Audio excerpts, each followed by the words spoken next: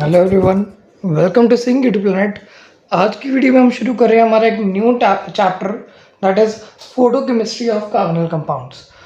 अभी हमने photo chemistry का बेसिक प्रिंसिपल्स और जो लॉज हैं फोटो केमिस्ट्री के वो सारा कुछ हमने पढ़ लिया है in our previous playlist of BSc. ठीक है, अब ये थोड़ा सा हायर लेवल में हम जा रहे हैं, बट लेकिन जो भी आपने अगर आप वो नहीं पढ़ा तो आई बटन में उसका लिंक मेंशन कर दूंगा, वहाँ से जाके पहले उसके बेसिक्स पढ़ लीजिएगा। उसके बाद आपको ये समझ आएगा कि हमारा कार्बन कंपाउंड्स में फोटो केमिस्ट्री कैसे वर्क कर रही है। ठीक है, अब देखो हमारे पास क्या होता है कार्बोनिल कंपाउंड, जैसे कि हमारे पास सी डबल बॉन्ड ओ का एक ग्रुप है that is a carbonyl group. ठीक है, इसमें क्या होता है अगर हम इस पे ट्रांजिशन करने की कोशिश करें, इसकी जो है इलेक्ट्रॉनिक ट्रांजिशन करने की कोशिश करें, तो इसमें हम क्या देखते हैं, इसमें क्या है, एक सिग्मा बॉन्ड भी है, एक पाई बॉन्ड भी है और एक एन नॉन बॉन्डिंग इलेक्ट्रॉन्स भी प्रेजेंट है। ठीक है, तो हमारे पास पॉसिबल ऑप्शंस क्या हो सकते हैं कि हमारे पास पाई से पाई स्टार ट्रांजिशन हो जाए और या फिर एन से पाई स्टार ट्रांजिशन हो जाए। ये जो ट्रांजिशंस होती हैं ये बहुत ज़्यादा कॉमन होती हैं इन द कार्बोनिल केमिस्ट्री। ठीक है, जो कि फोटोकेमिकल रिएक्शंस होती है। ठीक है, तो यहाँ पर जैसे हम इस पर हमारी यूवी लाइट लगाएं तो हमारे पास क्या होगी, हमारी n to pi star transition होगी। ठीक है, कैसे होते हैं, सॉरी हमारे पास यहाँ पर क्या होगा, जैसे ये एक पाई बॉन्ड ब्रेक हो गया, यहाँ पर एक इलेक्ट्रॉन और यहाँ पर एक इलेक्ट्रॉन। ठीक है ना, और इसका रेजोनेटिव स्ट्रक्चर हम देखें तो यहाँ पर 2 इलेक्ट्रॉन्स भी हो सकते हैं और यहाँ पर ऑक्सीजन के नॉर्मल 2 इलेक्ट्रॉन्स भी हो सकते हैं। ठीक है, अब हमारे पास एक रूल होता है काशाज रूल। कौन सा रूल होता है, that is Kasha's rule. Kasha, okay, Kasha's rule क्या कहता है, that only the lowest excited state will be involved in primary photochemical process of organic molecules. ठीक है, हमने क्या वर्ड याद रखना है, that only the lowest excited state, कौन सी, lowest excited state is involved in primary process. ठीक है, प्राइमरी जो फोटोकेमिकल प्रोसेस है ऑर्गेनिक मॉलिक्यूल्स में, उनमें सिर्फ लोएस्ट एक्साइटेड स्टेट ही हमारी जो है इन्वॉल्व होती है। अब हमारे पास इस चैप्टर में क्या पढ़ेंगे, हमारे पास हम कार्बोनिल कंपाउंड की रिएक्शन पढ़ेंगे। ठीक है, फोटोकेमिकल रिएक्शंस को पढ़ेंगे। तो हमारे पास कार्बोनिल कंपाउंड में 4 types of photochemical reactions possible होती हैं। कितनी टाइप्स की, 4 टाइप्स की। ठीक है, अब 4 टाइप्स में कौन सी रिएक्शन आती है, पहली जो आती है दैट इज अल्फा क्लीवेज। ये कौन सी है, अल्फा क्लीवेज। इसमें नॉरिश टाइप 1 भी आ जाती है। ठीक है, अब हम इसको थोड़ा सा डीपली पढ़ेंगे जब, तब हम डिस्कस करेंगे। ठीक है, फिर हमारे पास आती है बीटा क्लीवेज। देन हमारे पास क्या आता है, इंट्रामोलिक्यूल या फिर इंट्रामोलिकुलर हाइड्रोजन एब्स्ट्रैक्शन, इंट्रामोलिकुलर और इंटरमोलिकुलर हाइड्रोजन एब्स्ट्रैक्शन, ये भी हम पढ़ेंगे, इसी चैप्टर में सारे टॉपिक्स हैं। और लास्ट हमारे पास क्या है, हम इसमें क्या देख सकते हैं, दैट कार्बोनिल ऑक्सीजन के addition of carbonyl oxygen to carbon carbon multiple bond, carbon carbon multiple bond. ठीक है, तो हम ये जो है 4 टाइप्स की रिएक्शन इस चैप्टर में हम स्टडी करने की कोशिश करेंगे। ठीक है, हमारे पास जो है फर्स्ट जो हमारी टाइप की रिएक्शन आती है दैट इज अल्फा क्लीवेज। आज हम उसको डिस्कस करेंगे डिटेल में।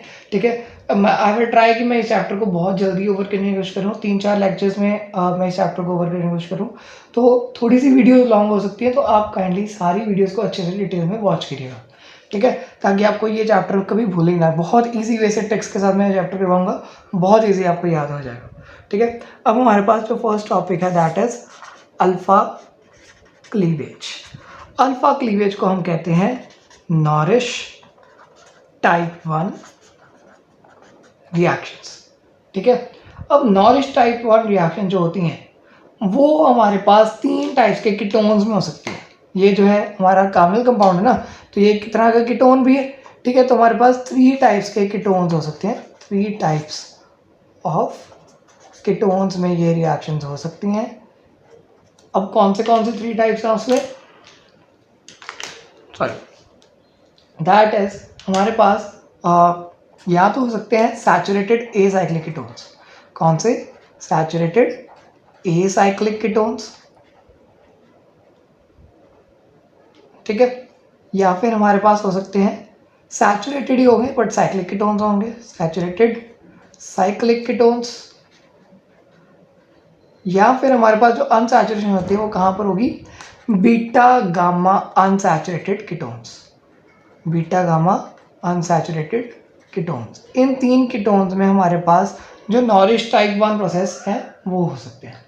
अब हम इसमें भी हमारी फर्स्ट टाइप जो है दैट इज कि हमारे पास जो एसाइक्लिक सैचुरेटेड कीटोन्स है उनमें हम देखेंगे। अब नॉरिश टाइप 1 रिएक्शन का नाम क्यों पड़ा, नॉरिश का नाम क्या है, नॉरिश व्हाट इज नॉरिश, ठीक है, हम पहले वो डिस्कस करेंगे कि नॉरिश क्या है। तो हमारे पास एक साइंटिस्ट थे RGW नॉरिश, एक साइंटिस्ट थे RGW नॉरिश। इनको जो है इन्होंने हमारे पास फर्स्ट जो सैचुरेटेड एसाइक्लिक कंपाउंड कीटोन्स में ये रिएक्शन जो है फोटोकेमिकल रिएक्शन स्टडी की थी। दैट इज़ वाई इसका नॉरिश टाइप 1 रिएक्शन नाम पड़ गया कि हमारे पास नॉरिश ने फर्स्ट टाइम में ये सैचुरेटेड एसाइक्लिक कीटोन्स में स्टडी की थी फोटोकेमिकल रिएक्शन, ठीक है। अब इसमें बहुत छोटी छोटी टर्म्स हैं पर छोटी छोटी टर्म्स के आपको मार्क्स मिलेंगे एग्जाम में, तो आप ध्यान से सुनिएगा, ठीक है। तो पहले हम डिस्कस कर रहे हैं for the saturated acyclic ketones में, सैचुरेटेड एसाइक्लिक कीटोन्स। अब यहाँ पर देखिए ये जो रिएक्शंस होती हैं सैचुरेटेड एसाइक्लिक कीटोन्स वाली, these commonly occur in gas phase, okay.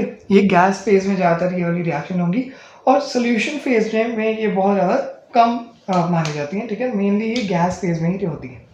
अब ये जो अल्फा क्लीवेज है फॉर सैचुरेटेड एसाइक्लिक कीटोन्स, जो मैं इसे फर्स्ट पार्ट बनाता हूँ, तो इसमें ये जो अल्फा क्लीवेज है ये भी 2 पार्ट्स में होती है। पहले क्या होता है हमारे पास, that is primary process.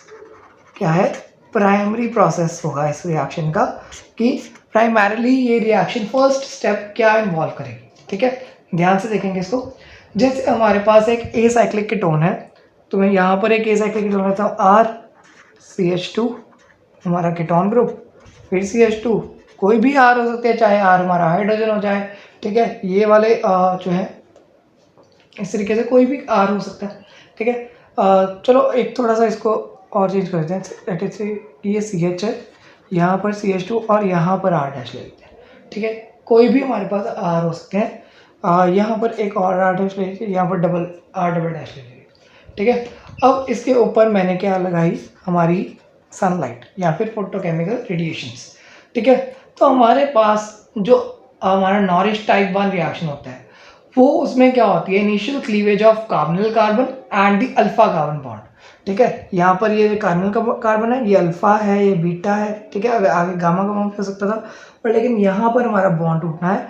Bond कैसे टूटता है, हमारे पास फ्री रेडिकल बनते हैं हमारी फोटोकेमिकल रिएक्शन में, एक इसके पास चला जाएगा और एक इसके पास चला जाएगा, ठीक है।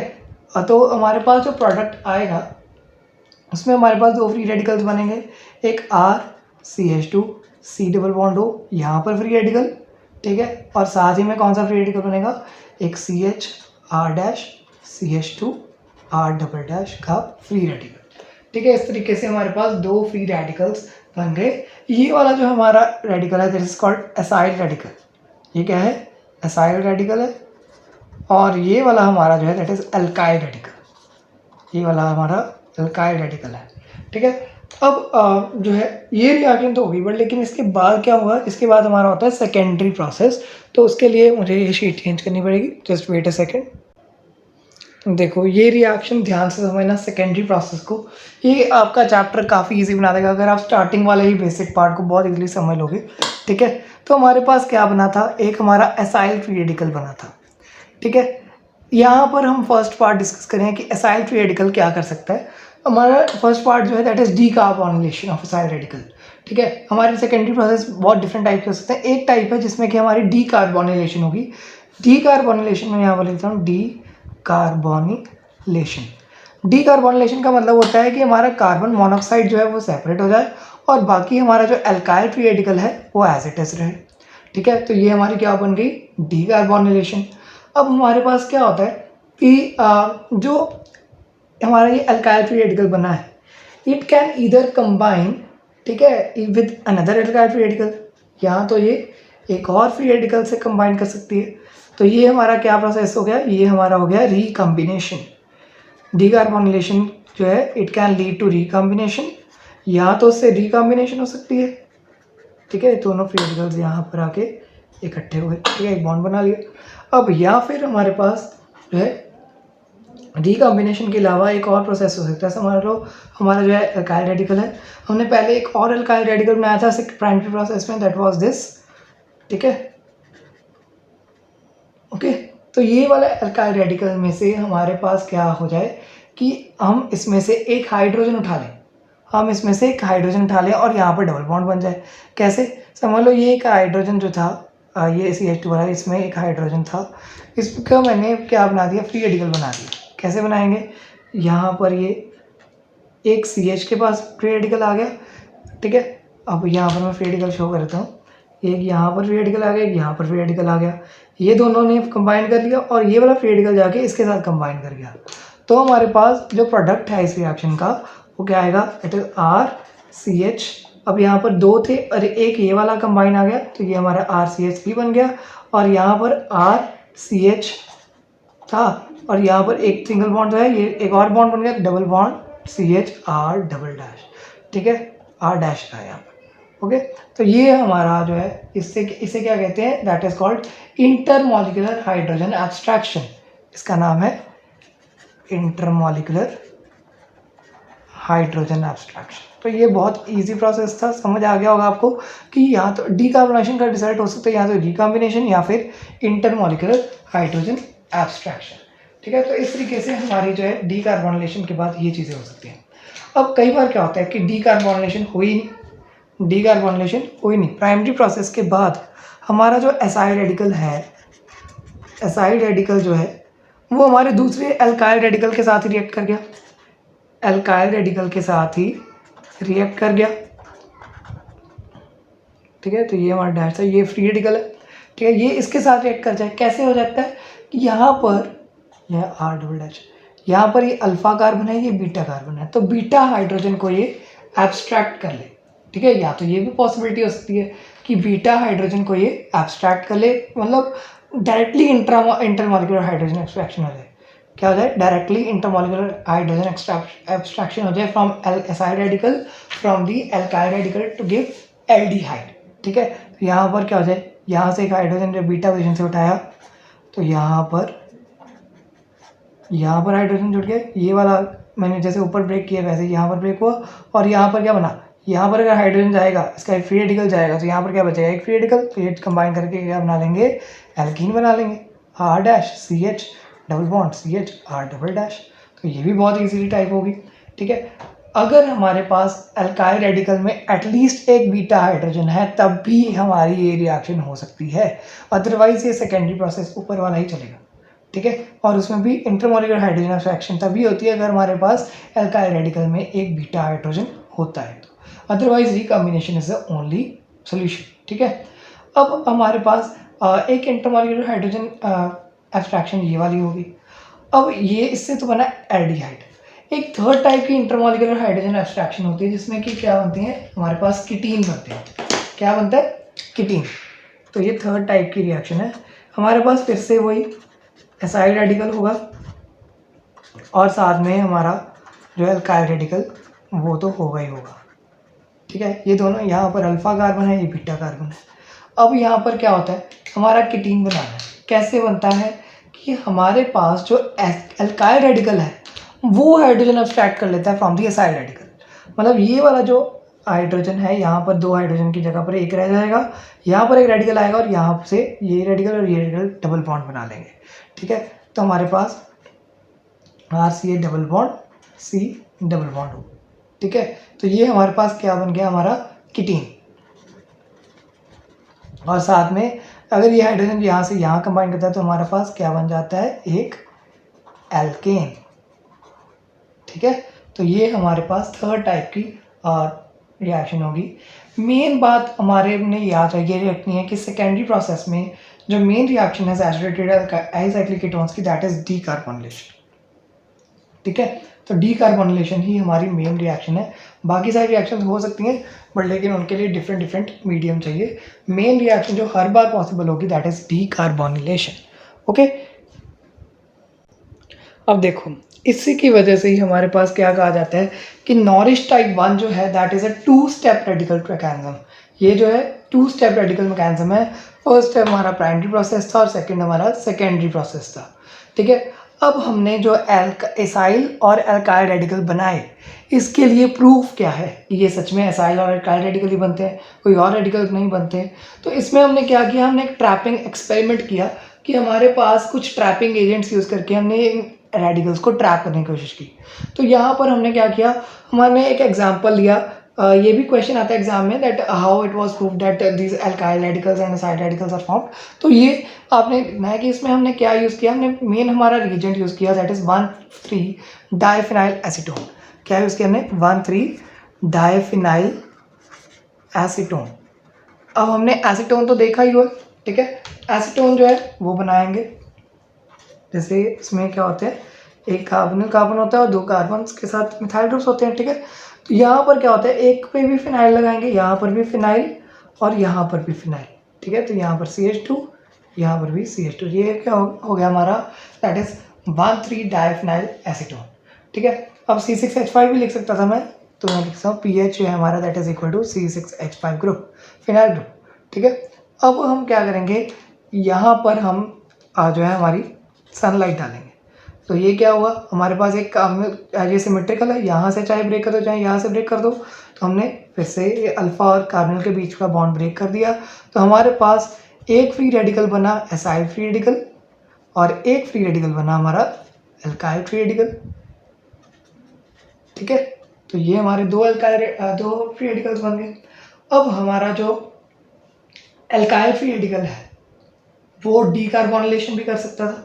तो ये अगर डीकार्बोनिलेशन करे हमारा एल्काइल फ्री रेडिकल, तो सॉरी ये डीकार्बोनिलेशन कैसे करेगा, हाँ डीकार्बोनिलेशन तो नहीं करेगा, ये डायरेक्टली क्या कर सकता है हमारा एल्काइल फ्री रेडिकल, ये दोनों का रिएक्शन कर सकते हैं।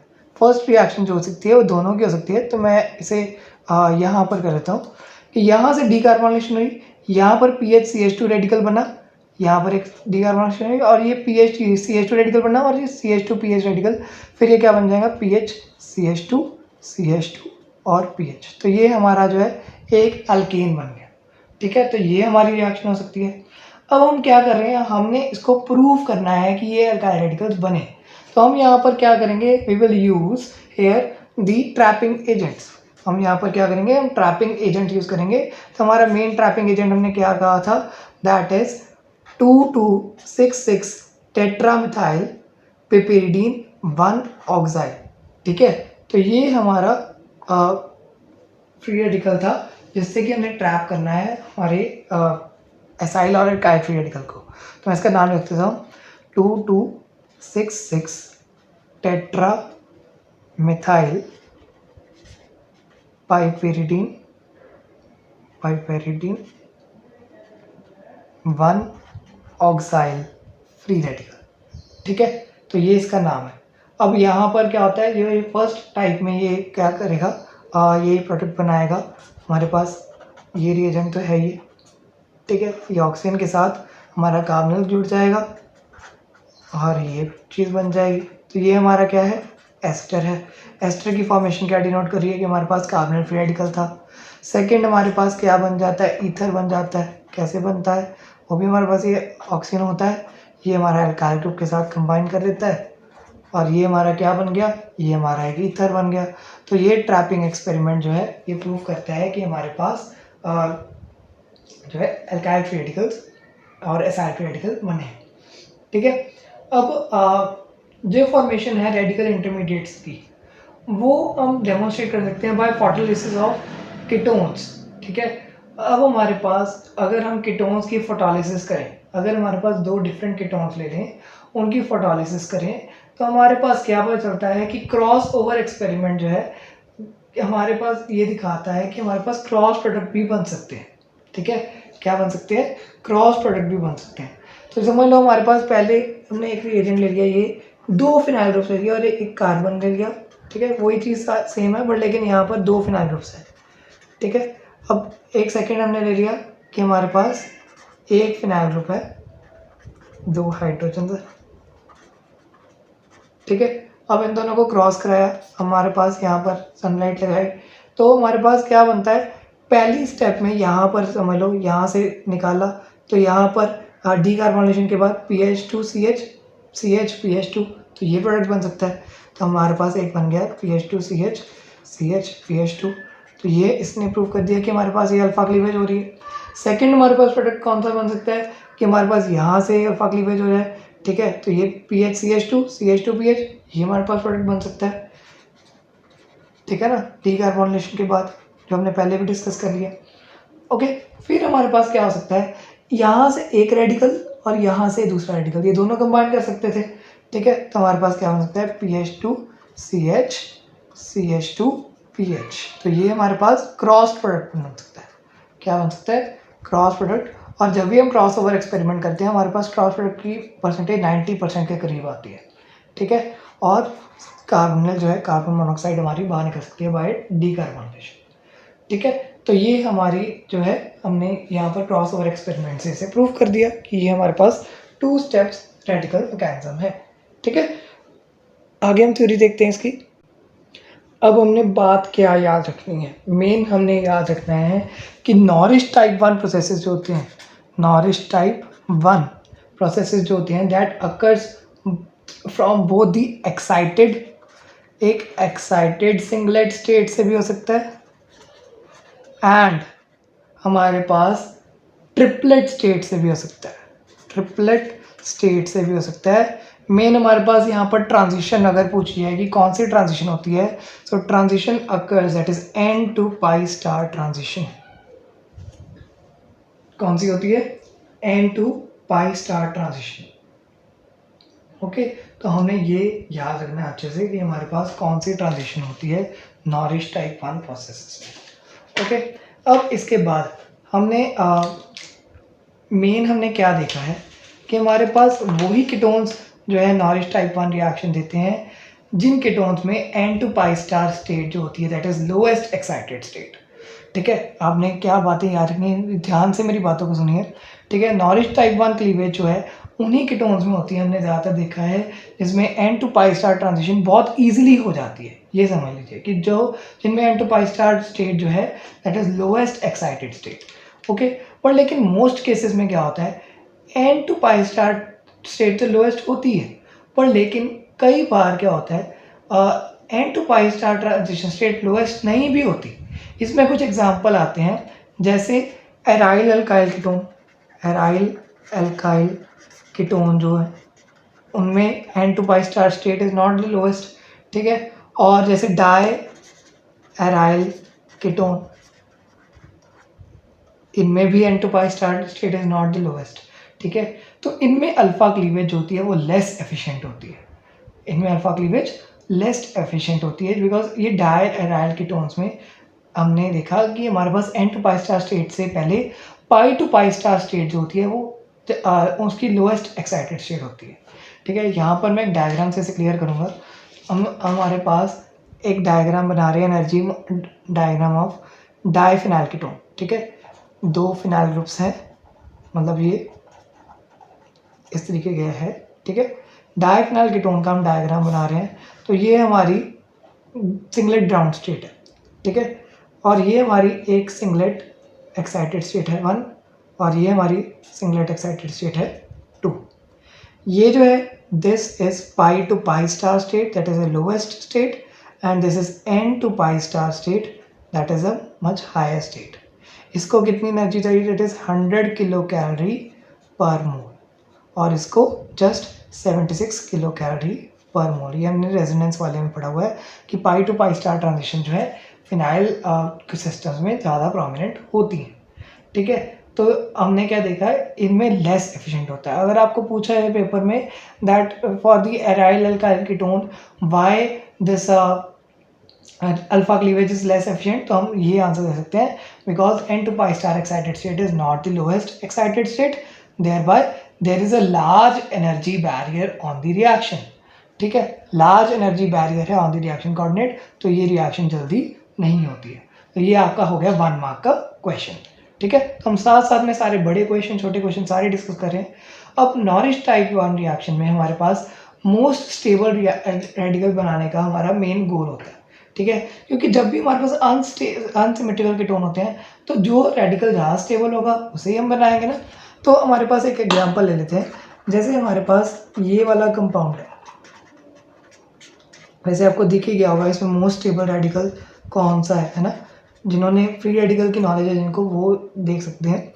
एक यहाँ पर अल्फा कार्बन है, यहाँ पर अल्फा डैश कार्बन है, कौन सी ज़्यादा एफिशिएंटली ब्रेक करेगा। तो हम क्या देखते हैं कि फ्री रेडिकल में हमारे पास प्लस आई इफेक्ट से स्टेबलाइजेशन ज़्यादा होती है। ठीक है, और हाइपर कॉन्जुगेशन से भी ज़्यादा इफेक्ट हमारी स्टेबलाइजेशन होती है। तो ये क्या है, टर्शियरी सिस्टम है। टर्शियरी सिस्टम में हाइपर कॉन्जुगेशन के 9 हाइपर कॉन्जुगेटिव स्ट्रक्चर्स बनते हैं और सबसे ज़्यादा plus I effect tertiary system में लगता है दैन दिस प्राइमरी सिस्टम। तो हमारे पास ये वाली रिएक्शन होगी, ना कि ये वाली रिएक्शन होगी। ये क्लीवेज नहीं हो पाएगी बल्कि ये क्लीवेज होगी। ठीक है, तो यहाँ पर हमारे पास जो है ये बॉन्ड ब्रेक होगा, ये वाला हमारा फ्री रेडिकल जल्दी फॉर्म होगा। सो आपने जब भी आपने रिएक्शन करवानी है, आपने ध्यान क्या रखना है कि हमारे पास जो फ्री रेडिकल बने वो भी स्टेबल हो। ठीक है, अब यहाँ पर इस केस में only alpha bond undergoes cleavage. अगर हमारे पास दोनों एल्काइल सब्स्टिट्यूएंट सेम हो तो क्या होता है, कई बार सिलेक्टिविटी हो जाती है बॉन्ड क्लीवेज। क्या हो जाती है, सिलेक्टिविटी हो जाती है कि हमारे पास दोनों ही बॉन्ड्स इक्वली ब्रेक कर सकते हैं।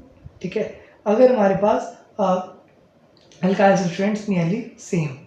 ठीक है, अब यहाँ पर एक एग्जांपल देखते हैं, हम एक और एग्जांपल देख लेते हैं, इसके बाद हम इसको सम अप करेंगे। ठीक है, तो जैसे हमारे पास ये थोड़ा सा अनसिमेट्रिकल था बट लेकिन दोनों ही प्राइमरी थे, तो इसमें सिलेक्टिविटी कैसे आती है, इसमें पहले तो हमारी यहाँ से ब्रेक होगा फिर यहाँ से भी ब्रेक होगा। ठीक है, तो ये एक हमारे पास ये वाला फ्री रेडिकल बनेगा। ठीक है, इस वाले कार्बन पर ब्रेक होगा, फिर हमारे पास जो है इधर वाला फ्री रेडिकल बनेगा, फिर हमारे पास इधर ये वाला फ्री रेडिकल बनेगा और साथ में सी डबल बॉन्ड ओ वाला यहाँ पर से भी फ्री रेडिकल बन जाएगा। तो ये 4 फ्री रेडिकल हमारे पास बन सकते हैं। सिंपल हमारे पास यही सिलेक्टिविटी है। ठीक है, अब नॉरिश टाइप 1 जो है रिएक्शन में हमारे पास वेपर फेज में फेवर्ड होगी।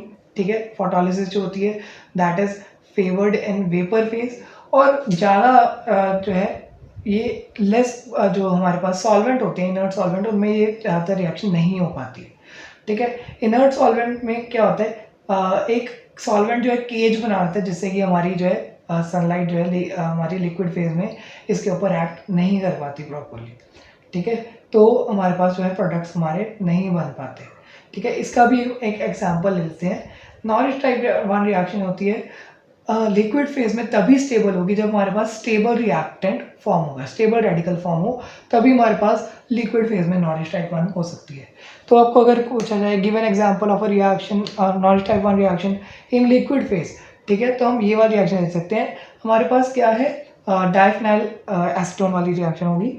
ठीक है, तो ये हमारे पास, इसमें हमारे पास बेंजाइलिक जो है हमारे बनेंगे रेडिकल्स। ठीक है, हमें पता है कि benzyl radical is very much stable. ठीक है, PH CH2 C double bond हुआ फ्री रेडिकल, और हमारे पास एक बेंजाइल फ्री रेडिकल होगा। ठीक है, तो ये जब भी रिएक्ट करेंगे तो हमारे पास जो है इस तरीके का एल्केन बन जाएगा और साथ में डीकार्बोनेशन से CO बाहर निकल जाएगी। तो ये हमारे पास लिक्विड फेज में पॉसिबल है रिएक्शन। ओके, अब आपको एक होमवर्क दे रहा हूँ मैं। ठीक है, उस होमवर्क को हम नेक्स्ट वीडियो में सॉल्व करने की कोशिश करेंगे कि हमारे पास एक नॉरिश टाइप 1 रिएक्शन करानी है आपने। मैं यहाँ पर लिख देता हूँ होमवर्क को। हमारे पास एक सिस्टम है PH CH PH C double bond O CH PH PH। ठीक है, ये हमारे पास PH जो है that is equal to vinyl group. ठीक है, तो ये रिएक्शन आपने नॉरिश टाइप 1 रिएक्शन इसकी करवानी है। ठीक है, इन द नेक्स्ट वीडियो मैं इसका मैकेनिज्म भी आपसे पूछूंगा और साथ में ये रिएक्शन का सोल्यूशन भी मांगूंगा। So thanks for watching the video. Do subscribe to my channel for more videos and stay tuned with the channel. Thank you so much.